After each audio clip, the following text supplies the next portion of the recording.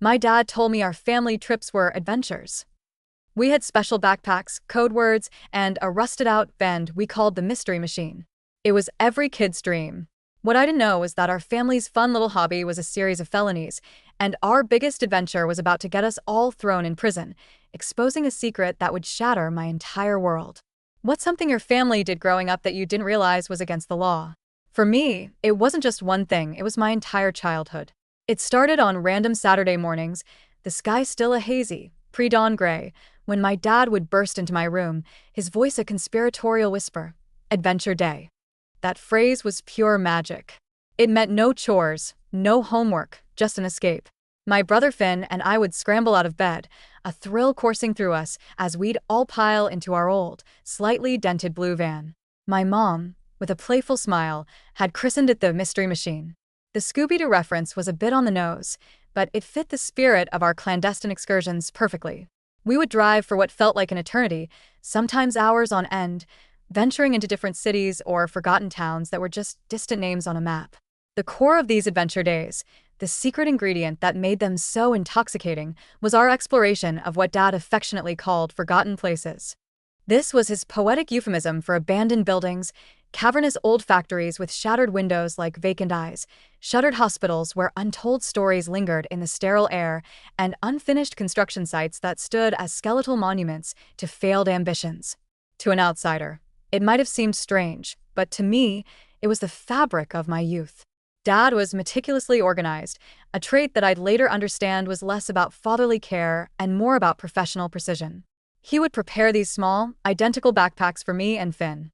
Inside, each one contained a high-powered flashlight, a pair of thick work gloves, a full water bottle, and a bag of snacks, usually trail mix and fruit leather. We'd park the Mystery Machine several blocks away from our target, the walk there feeling like a covert operation. We'd approach our destination through a back entrance, slipping through a gap in a broken fence or an unlocked gate, our footsteps quiet on the overgrown paths. For years, I believed this was the pinnacle of normal family fun. I genuinely, truly had no concept that other families spent their Saturdays at the mall or the park.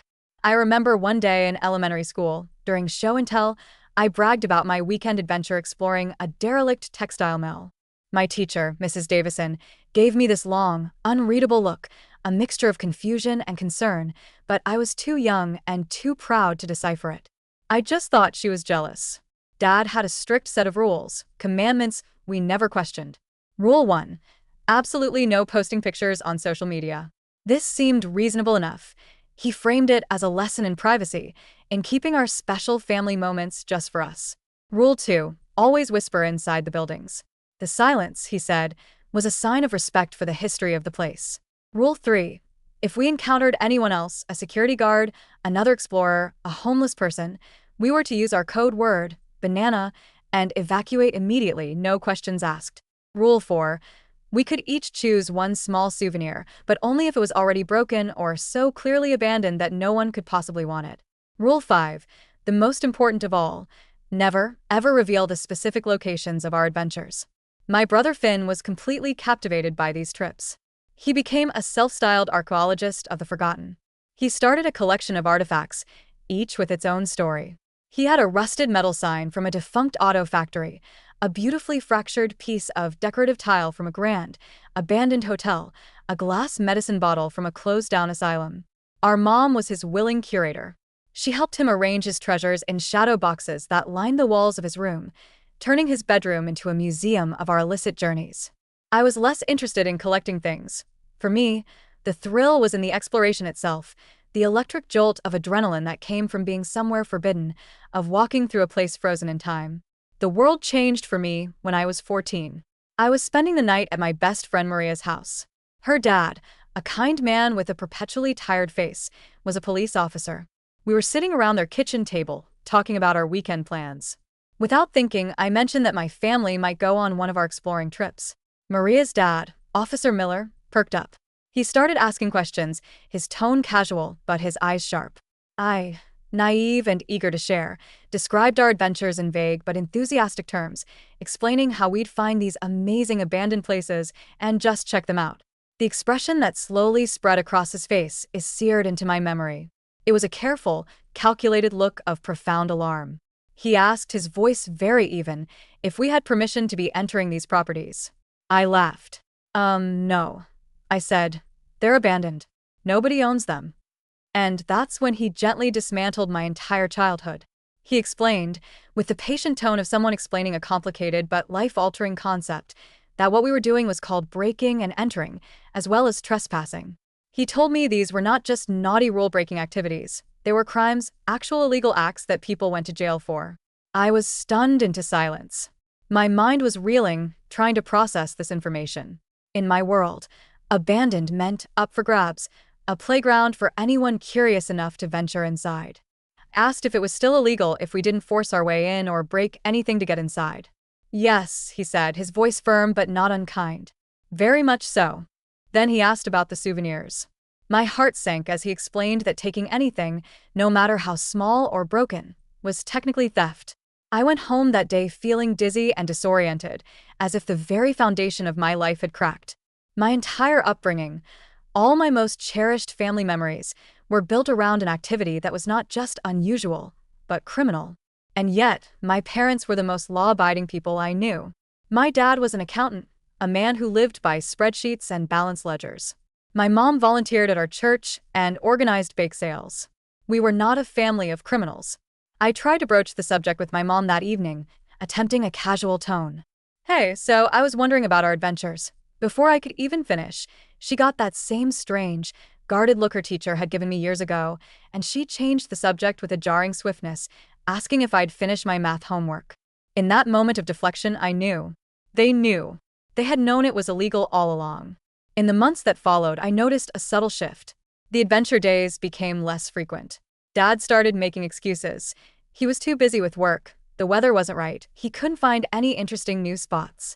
I assumed that he'd somehow sensed my discovery, and they were quietly phasing out our family tradition of crime. Then, about a month ago, Dad made a surprise announcement at dinner. We were going on a special adventure night.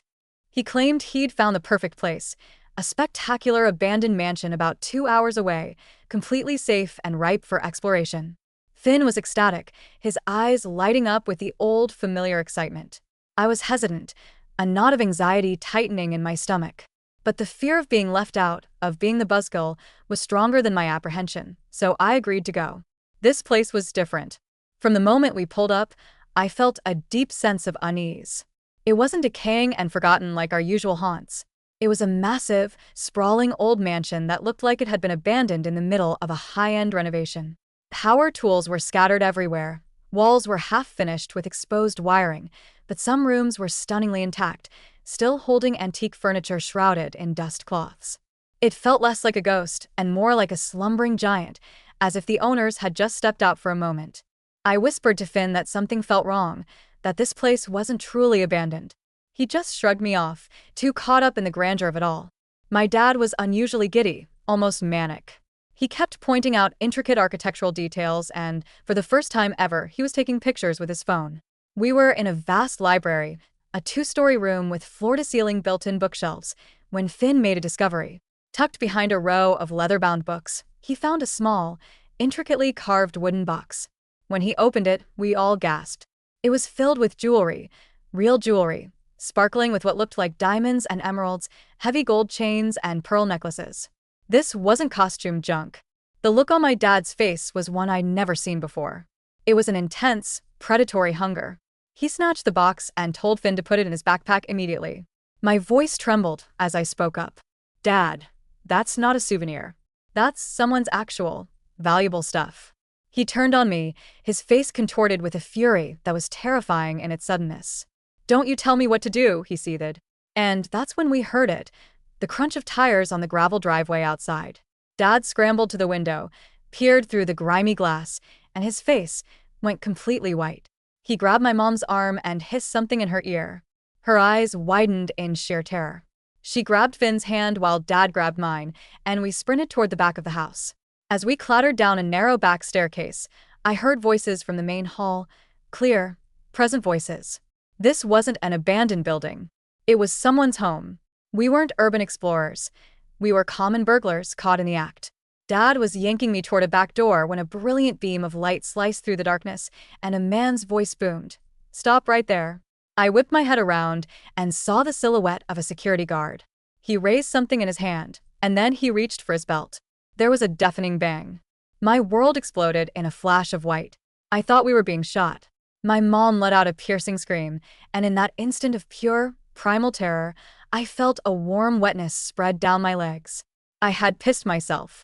The security guard had only slammed his heavy-duty flashlight against the metal doorframe to startle us, but in that split second of confusion, I was certain my life was over. Dad reacted instantly, shoving me behind him and throwing his hands in the air. "Don't shoot. We're leaving. We have children here," he yelled, his voice cracking.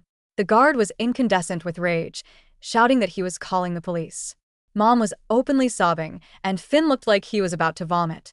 The guard forced us to sit on the cold, dusty floor while he made the call.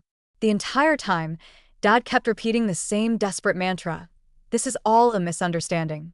We thought the place was abandoned, but the guard wasn't buying a word of it. He kept jabbing a finger toward our backpacks. "Then what's in there? What did you take?" Finn, choking on sobs, pulled out the wooden jewelry box. The guard's eyes went wide. He got back on his radio, his voice urgent. "You better get here fast.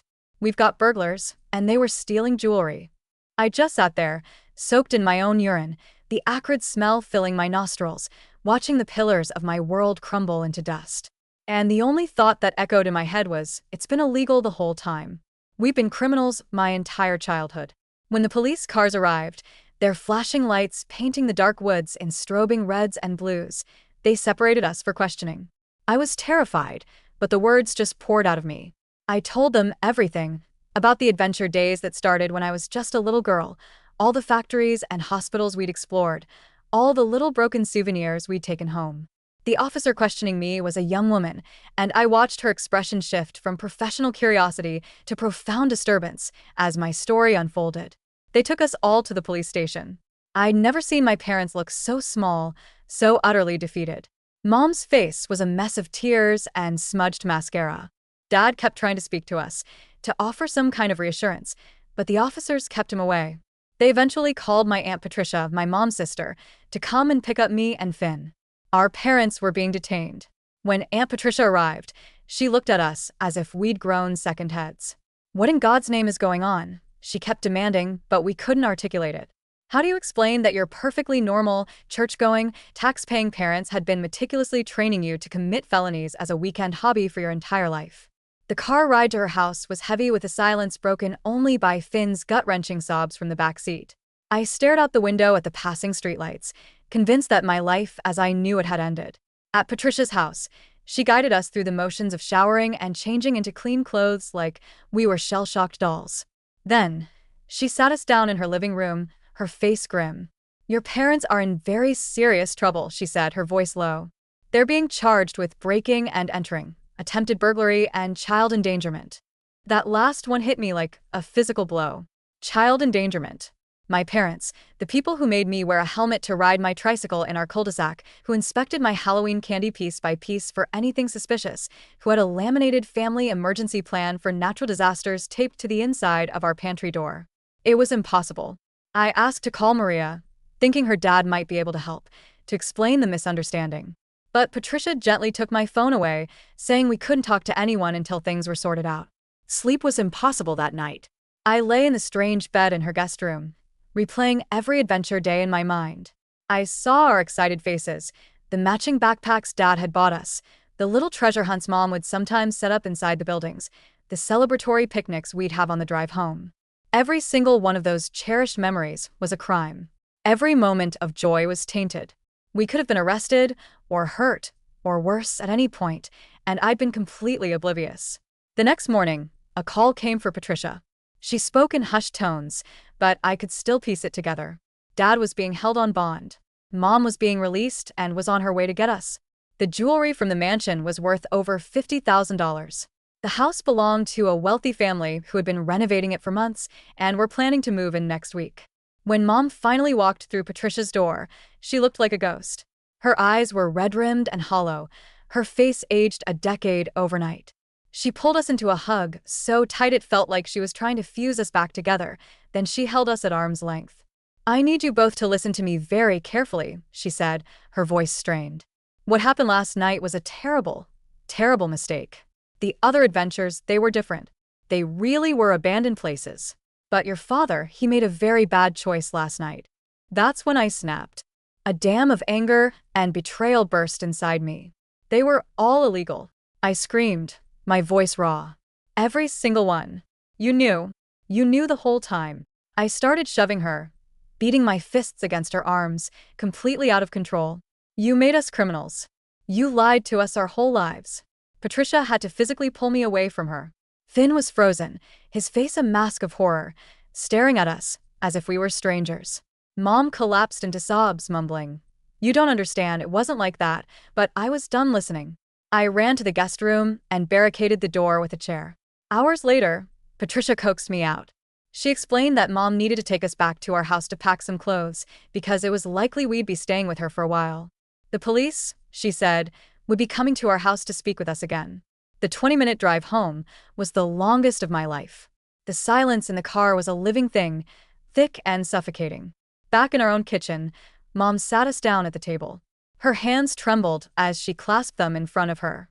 "Your father," she began, her voice barely a whisper, "has a problem. He's always been drawn to places he shouldn't go. When we first met, it was just exploring truly abandoned buildings. It was a harmless hobby."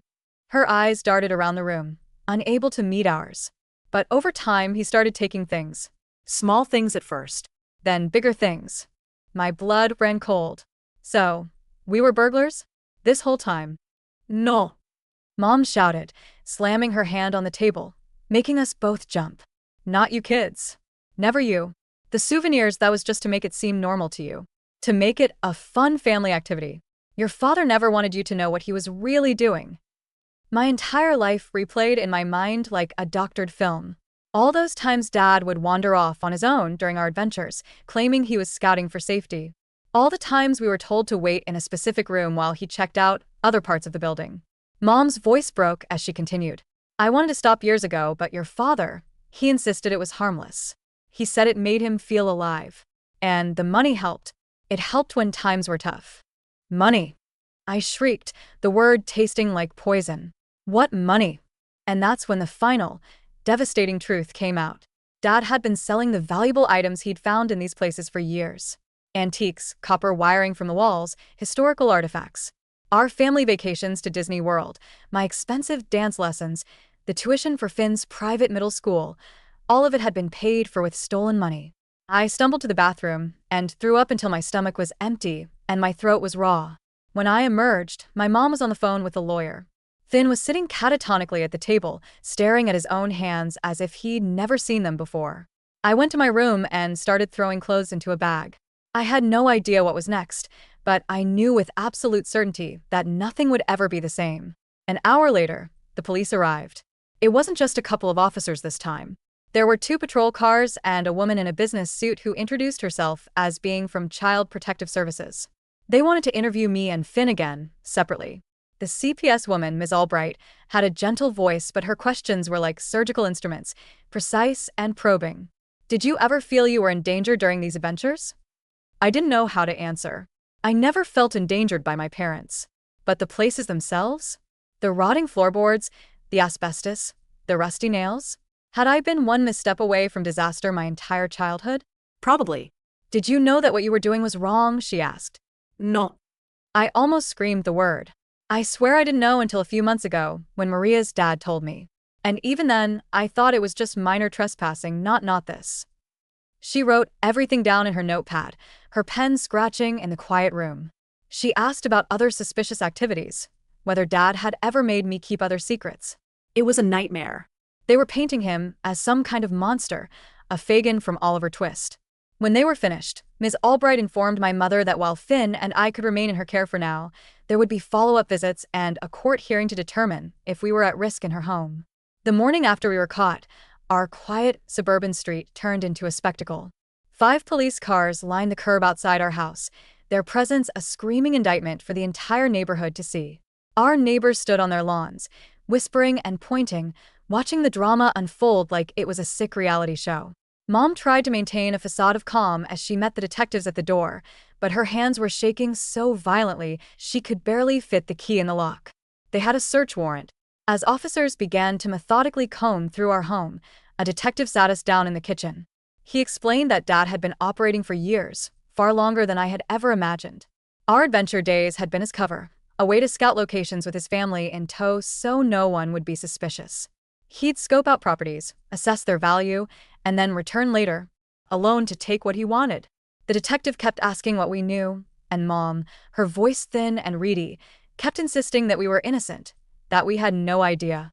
But then the detective's eyes landed on Finn's bedroom, on the meticulously arranged shadow boxes covering his walls. "And what about these?" he asked, his voice devoid of emotion. Finn completely unraveled. He started screaming that they were just souvenirs, just broken junk that nobody cared about.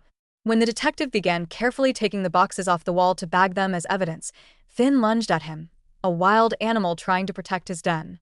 Mom had to physically wrap her arms around him, restraining him as he sobbed hysterically. I just stood there, frozen, watching my brother have a complete mental breakdown over a collection of stolen property he didn't even know was stolen. The search turned our home into a foreign land. The police started identifying items I'd looked at every day of my life. That ornate, antique mirror in the hallway. A grandfather clock that chimed on the hour in our dining room. The vintage record player Dad had given me for my last birthday. All of it was stolen. My own bedroom, my sanctuary, suddenly felt contaminated. I wondered if my bed, my desk, my very clothes were the proceeds of some crime. Aunt Patricia arrived mid-search and practically dragged Mom into the backyard, away from the prying eyes of the police. I trailed behind them, needing to hear, needing to understand. Patricia's composure had shattered. She was livid. I'd never seen her so angry. She got right in my mom's face, her voice a venomous whisper. "How could you let this happen? How could you drag those kids into this filth? What kind of a mother are you?" And that's when my mother finally broke. She collapsed onto a patio chair, her body racked with sobs, and confessed everything. Dad had always been into urban exploration, even before they met. It started as a harmless hobby, but after they got married, they struggled financially. Then, when I was about 4, Dad lost his accounting job. That's when he started taking small things to sell. Mom said she confronted him, but he'd been so convincing, so persuasive. He'd sworn it was harmless, just trinkets from truly abandoned places that were destined for a landfill anyway. But the lies, like a sickness, had escalated. By the time I was 10, he was no longer exploring ruins. He was targeting vacant properties, houses under renovation, places that still held valuable items. The adventure days were born from this deception, a brilliant, twisted way to normalize his criminal behavior for us, to wrap his crimes in the wholesome packaging of a family activity. Mom claimed she had wanted to stop him countless times, but by then, they were addicted to the extra income. My dance competitions, Finn's travel soccer team, our summer vacations, our entire comfortable, middle-class life was a house of cards built on a foundation of theft. I just stared at her, a wave of disgust so profound it made me nauseous. "So you're telling me that our entire life is a lie? That every happy memory I have is funded by crime?" Mom couldn't meet my gaze. Patricia put a comforting arm around me, but I shoved it away. I didn't want comfort. I wanted to turn back time. I wanted the last 15 years of my life back. When the police finally left hours later, they took with them boxes and boxes of our belongings. Mom wasn't arrested, but she was ordered to come in for further questioning. We couldn't stay in our own house. It was now officially a crime scene. Patricia took us back to her place. The next day at school was a brutal gauntlet of stares and whispers. News travels fast in a small town. My friend Maria tried her best to act normal, but there was a new distance between us, an awkwardness she couldn't hide. During lunch, a girl named Teresa, someone I'd barely ever spoken to, sauntered up to my table. "Is it true your dad's a professional burglar?" she asked loudly, a cruel smirk on her face. "My mom says your whole house is filled with stolen stuff." I snapped. I slammed my hands on the table and screamed at her to mind her own damn business. The entire cafeteria fell silent. Humiliation and rage burned in my chest. I grabbed my backpack and stormed out, skipping the rest of the school day. I just walked for hours, my feet carrying me aimlessly through town, my eyes scanning every house, every building, wondering, did he break into that one? And that one? When I finally returned to Patricia's, Mom was there. She'd been released from questioning and was allowed supervised visits, but we couldn't go home yet. She tried to hug me, but I flinched away, unable to bear her touch. Finn, however, ran straight into her arms, crying about how the police had taken his collections. That night, Mom sat us down to deliver more bad news. Dad's bail had been set. It was astronomically high. His lawyer was trying to get it reduced, but it was unlikely. In the meantime, we had to prepare for the fallout. Dad was facing multiple felony charges. Our house would almost certainly have to be sold to cover his legal fees and pay restitution to his victims. We might have to change schools. And the Child Protective Services investigation was far from over. I felt like I was drowning, unable to process the sheer scale of the disaster. My mind kept replaying moments from my childhood, now viewed through a dark, distorted lens. Every time Dad had told me he was proud of me after a dance recital, was he really thinking about the antique lamp he'd stolen to pay for my costume? Every Christmas morning, as we tore open presents, were we celebrating with the proceeds from someone else's stolen memories? The next day, Mom insisted we visit Dad in jail. I didn't want to go, but Patricia said I needed closure. The county jail was a soulless, depressing place that smelled of bleach and despair. The fluorescent lights hummed overhead, casting a sickly, greenish pallor on everyone. When Dad walked into the visitation room wearing a standard-issue orange jumpsuit, I barely recognized him. He looked shrunken, older, all the life drained out of him. He tried to make small talk, asking about school if we were comfortable at Patricia's. Mom played along, keeping the conversation afloat with meaningless chatter. I couldn't do it. Finally, I just blurted it out, the question that had been burning inside me. Why? Why did you do it? Why did you make us a part of it? The mask of normalcy fell from his face. He leaned forward, his eyes pleading. I wanted to give you kids the kind of life I never had, he said, his voice thick with a self-pity that infuriated me. When I was growing up, we had nothing. I swore my kids would have everything. And when I lost my job and couldn't provide, I found another way. I wanted to scream at him that I would have rather grown up in a cardboard box than have a criminal for a father. But the words were stuck in my throat. I just sat there, staring at this stranger in an orange jumpsuit, trying to reconcile him with the dad who taught me how to ride a bike and checked for monsters under my bed. Before the guard called time, Dad looked me straight in the eye. I never wanted you kids to know the truth. The souvenirs, the adventures, that was all supposed to be the fun part. The rest of it he trailed off, and for the first time, I saw a flicker of genuine shame in his eyes.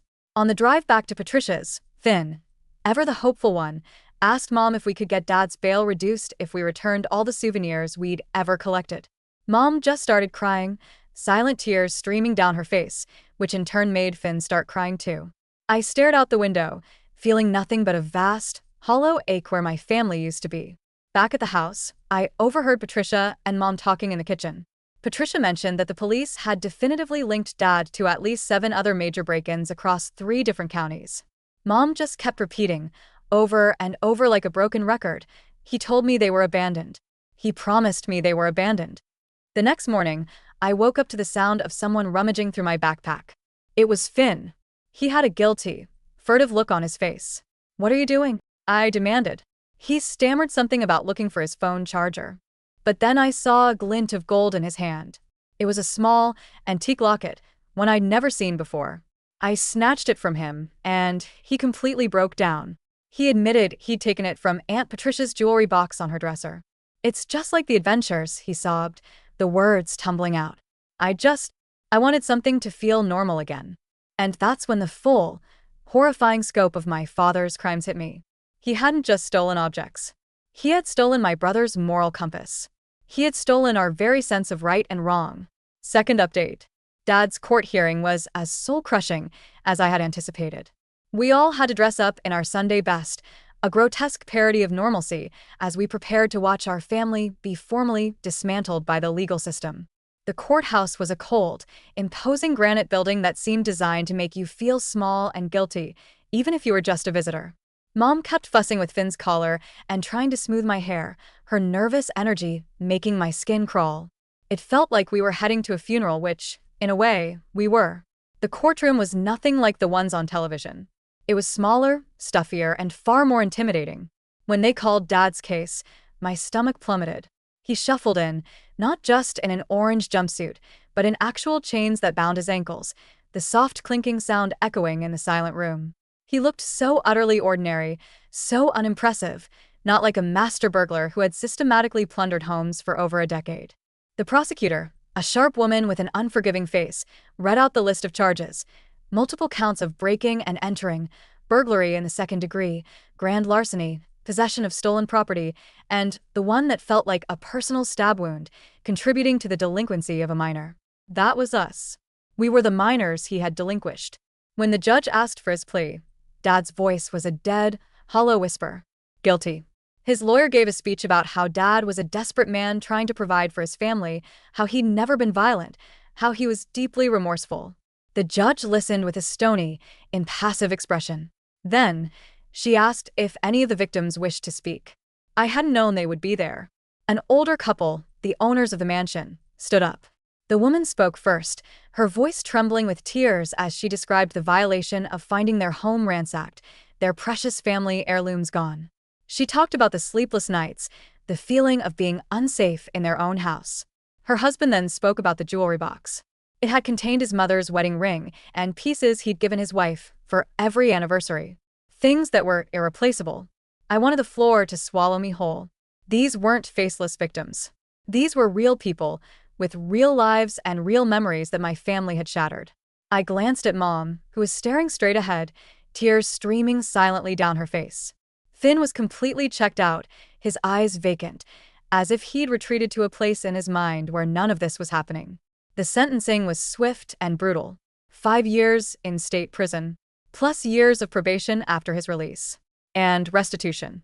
We would have to pay back everything. The total value of the stolen items they could link to my father was over $200,000. Where on earth were we supposed to get that kind of money? After the hearing, we weren't even allowed to say goodbye. They just led him away. In the courthouse hallway, Mom collapsed into Aunt Patricia's arms, sobbing hysterically about how we were going to survive. I stood there, holding Finn's cold, limp hand, feeling as if my entire future had been erased. The weeks that followed were a chaotic blur of lawyers, paperwork, and financial advisors. Our house was effectively seized by the state. We had to sell it immediately to begin paying the restitution. A financial planner basically told my mom we were financially ruined. All of Dad's secret adventure money that had propped up our lifestyle now had to be paid back. We had 2 weeks to pack up our entire lives and move out. The worst part was sorting through our possessions, trying to discern what was legitimately ours and what was stolen. It was an impossible task. We ended up leaving so much behind, terrified of accidentally taking more stolen property with us. School became my personal hell. The story of Dad's sentencing had made the local news. I was no longer just me. I was the burglar's daughter. Teresa and her friends escalated their torment, calling me sticky fingers in the hallway, asking if I was going to steal their lunch money. One day in the locker room, Teresa pointed to a silver bracelet on my wrist, one Dad had given me for my 14th birthday. Hey, did you steal that from someone's grandma? She sneered. Something inside me broke. I shoved her, hard, against the lockers. She came back at me, and we ended up on the floor, a tangled mess of screaming, hair pulling, and flailing limbs. We both got suspended for 3 days. When Mom picked me up, she just looked exhausted. In the car, she quietly asked, "Was the bracelet stolen?" I stared out the window, my voice flat.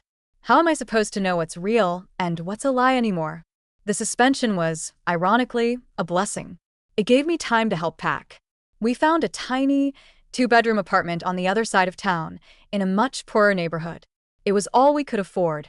Mom had to cash out her 401k just to pay the security deposit and first month's rent. Streaks of gray had appeared at her temples, and she looked 10 years older than she had just a month ago. During this chaotic period, the CPS case worker showed up for a follow-up visit. She took in the scene, our house in disarray, boxes everywhere, and her face hardened. She started asking pointed questions about our stability. When it was my turn to speak with her alone, she asked if I felt safe with my mother. Of course I do, I insisted, but then she started digging, asking how much my mom really knew, whether she had been an active participant. I defended her, but a seed of doubt had been planted in my own mind. How could she not have known where all that money was coming from? After the caseworker left, Mom had a complete breakdown, sobbing on the floor amidst the moving boxes, terrified they were going to take us away from her. I sat down beside her and, for the first time since this nightmare began, I put my arm around her.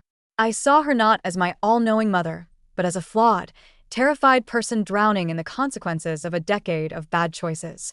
Moving day was bleak. Aunt Patricia helped, but a thick tension hung between her and my mom. I overheard them arguing, Patricia accusing my mom of being an enabler, and my mom snapping back that Patricia had always been jealous of our life and had never questioned where the money for our nice things came from. Patricia walked out, only to return an hour later, the rest of the day passing in stony silence. The new apartment was depressing. The walls were a dingy beige, the carpet was stained, and you could hear every word of the neighbors' arguments through the thin walls. Finn and I had to share a room, a humiliating situation for a 15-year-old girl and her 14-year-old brother. Mom slept on a pull-out couch in the living room. The first night, none of us slept. I could hear Mom's muffled sobs from the other room. Around midnight, I went to get a glass of water and found Finn sitting at the tiny kitchen table in the dark. I flicked on the light and saw a small collection of items spread out before him. A nice pen from Patricia's desk, a small decorative dish from our old house, other little trinkets. I lost it. I grabbed him by the shoulders, my voice a harsh whisper. "What the hell are you doing? Do you want to end up like Dad?" He started crying, saying he couldn't help it, that he just felt this overwhelming urge to take things, that Dad had taught him it was okay as long as you didn't get caught. My anger evaporated, replaced by a cold dread.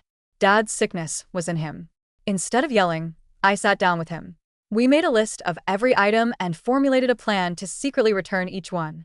I made him promise that whenever he felt that urge, he had to come to me first. In that small, dark kitchen, I felt like I was finally taking back some control, making a conscious choice to break the toxic pattern our father had created. Starting at a new high school was its own special kind of misery, but at least no one knew my story. I was just the quiet new girl. Last weekend, we visited Dad again. He looked more defeated than ever. He asked me if I was taking care of Mom and Finn.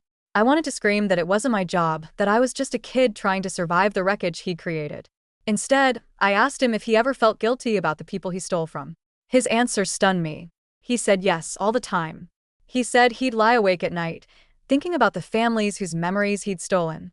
But then he'd look at our family photos, at me and Finn with our happy, privileged smiles, and he'd convince himself it was all worth it.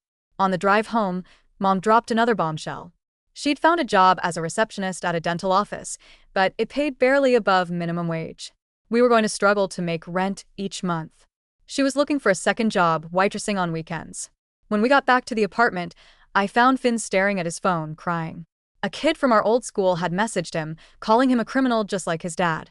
I took the phone, blocked the number, and sat with my brother until he cried himself to sleep. I lay awake all night, thinking about those adventure days. I remembered Dad teaching us how to move silently, how to leave no trace. He hadn't been teaching us a fun game. He had been grooming us. He had been teaching us the family business. Yesterday, Mom called another family meeting. She told us the CPS investigation was still active and they were seriously considering placing us in temporary foster care while they evaluated her. The only way to stop it was to prove that our life was stable. I asked what I could do to help, but she just gave me a sad smile and said we'd already lost enough of our childhood. But how could we not worry? I woke up early this morning to find her at the kitchen table, staring at a stack of bills, crying silently. I sat down and asked her to be completely honest with me. Had she known? She finally looked at me, her eyes filled with a pain that mirrored my own. "I knew something wasn't right," she whispered. I chose not to look too closely because I was afraid of what I'd find. I was afraid of losing everything. She choked on a sob. "And now, we've lost it all anyway." She's right. Dad is in prison. Our life is gone. Mom is breaking under the weight of it all. Finn is fighting an ugly inheritance. And I'm stuck in the middle, terrified that whatever darkness lived in my father might be in me, too. Last update. It has been many years since I first wrote about my family's implosion, and to be honest, I never thought I would be writing this. I thought I had packed that part of my life away for good. But some wounds, I'm learning, never truly heal. They just scar over. My dad was released from prison 3 weeks ago, and every emotion I thought I had processed and resolved has come rushing back with the force of a tidal wave. For anyone who needs a refresher, when I was 15, I discovered that my family's beloved adventure days were a cover for my father's decade-long career as a burglar. He was sentenced to 5 years in prison. We lost our house, and my mom, my brother Finn, and I were left to pick up the shattered pieces of our lives. The intervening years have been a slow, arduous climb out of that wreckage. We eventually escaped that soul-crushing apartment and moved into a slightly less depressing townhouse after Mom got a promotion at the dental office. I worked my way through high school and scraped together enough scholarships to go to community college before transferring to a state university. I'm now finishing my degree in psychology. No surprise, I suppose, that having a criminal father and a brother with kleptomaniac tendencies would push me in that direction. Finn's journey has been rougher. He was caught shoplifting twice during high school, each incident sending a fresh wave of terror through our fragile family. The second time, the store owner recognized our last name and sneered, like father, like son. The shame was so intense I thought I might actually die from it. Mom enrolled him in therapy, which helped, but even now, I sometimes see a familiar, unsettling gleam in his eyes when he looks at something valuable, and my stomach twists into a knot. I maintained a distant correspondence with my dad while he was in prison. Our letters were superficial at first, updates on school, the weather, the books I was reading. I stopped visiting after that first year. Seeing him in that orange jumpsuit was too jarring. The cognitive dissonance of reconciling the man who taught me to ride a bike with the felon who had taught me to be an unwitting accomplice was too much to bear. As his release date approached, Mom started talking about him moving back in with her and Finn. They had never divorced, partly due to my mom's religious convictions, partly because she couldn't afford the legal fees. I had my own apartment by then, a tiny place I shared with 2 roommates. When Mom told me her plans, I exploded. We had a massive, screaming argument in her kitchen. I demanded to know if she had forgotten how he had systematically destroyed our lives, how she had worked double shifts for years just to keep a roof over our heads. She looked at me with a strange, resolute expression and said, "William has paid his debt to society. If God can forgive him, then so can I." I stormed out and didn't speak to her for 2 weeks. Finn sent me texts telling me I was being unfair, that Dad deserved a second chance. It was easy for him to say. He was only 14 when it all fell apart, and a part of him still worshipped our father. I was 15, old enough to grasp the full, horrifying scope of his betrayal.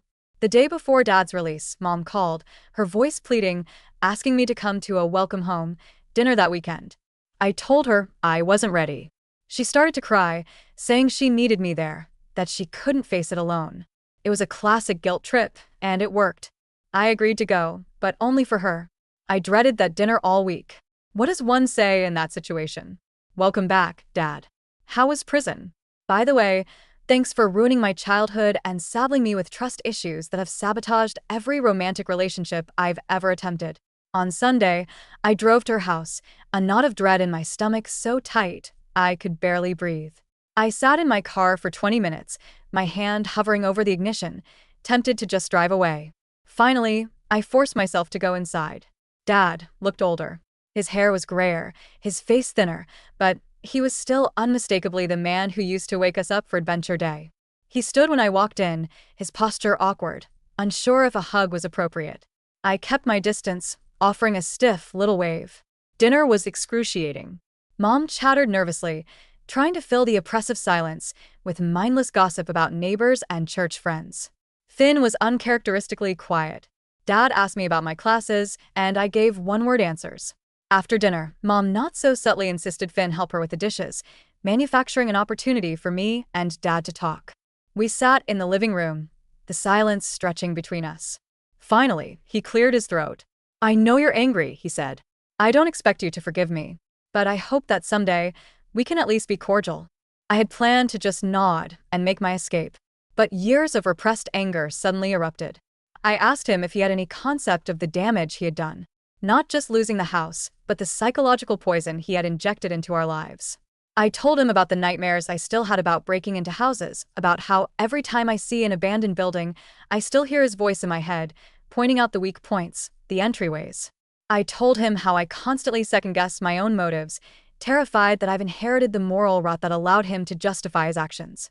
He just sat there and took it, his face growing more pained with every word. When I finally ran out of breath, he looked down at his hands. He told me that in prison, he'd had nothing but time to think. He talked about his own father, a man who had been dirt poor and perpetually resentful. Dad said he'd grown up feeling like the world owed him something. When he lost his job, that old, bitter resentment came rushing back. But the adventures, he insisted, his eyes meeting mine for the first time, those were real. I truly did love exploring those old places with you and Finn, teaching you about architecture and history. It wasn't all a lie. He said he had compartmentalized his life, telling himself that what he did as a father was separate from what he did as a criminal. The next morning, I got a text from an unknown number. It was Dad, asking to meet for coffee. We met at a small cafe near my campus. He had brought a small, worn notebook with him. He pushed it across the table toward me. It was a list he'd made in prison, every place he could remember breaking into, every item he could remember taking. He said he'd already given a copy to his parole officer. I stared at the notebook, feeling physically ill at the thought of seeing his crimes itemized like a grocery list. He said he wanted me to see it because he was done with secrets, done with compartmentalizing. He called it part of his recovery, as if it were a disease. I finally opened it. Page after page of entries, spanning years. There were places I recognized from our adventures, and so many more that I didn't. Next to some entries, he had made notes. Family heirloom, irreplaceable. Or, later learned owner had recently died, children devastated by loss of mementos. He had been researching his victims, forcing himself to confront the human cost of his thefts. It was somehow both better and worse than I had ever imagined. We talked for 3 hours. At one point, I asked him if he ever missed it, the thrill. He was quiet for a long time. Yes, he admitted, his voice low. Sometimes I do. It's like an addiction. It's something I'll have to guard against for the rest of my life. That honesty scared me more than anything. The next family dinner was less tense, but still fragile. Dad had found a menial job at a warehouse. As we were eating dessert, he started talking about a historical building downtown that was being renovated, describing its architectural details with that old, familiar enthusiasm. I saw Finn's eyes light up, and a cold fear washed over me. Without thinking, I cut him off. Have you told your parole officer about your interest in this building? The table fell silent. Dad's face fell. Finn accused me of never giving him a chance. But Dad held up a hand, stopping the argument. He looked at me and said, "You're right to be cautious. I haven't earned your trust back." Then he turned to Finn. "I need you to understand that what I did was wrong. Not just illegal, but morally wrong. I hurt people. I don't want that life for you." It was the most direct, unqualified admission of guilt I had ever heard from him. Before I left, Dad asked to speak to me on the porch. He asked for my help with Finn, saying he was worried that Finn had romanticized his criminal past. I agreed, but I made it clear I was doing it for my brother, not for him. A tentative new normal began to form. Then came the first parole violation. He hadn't robbed anyone.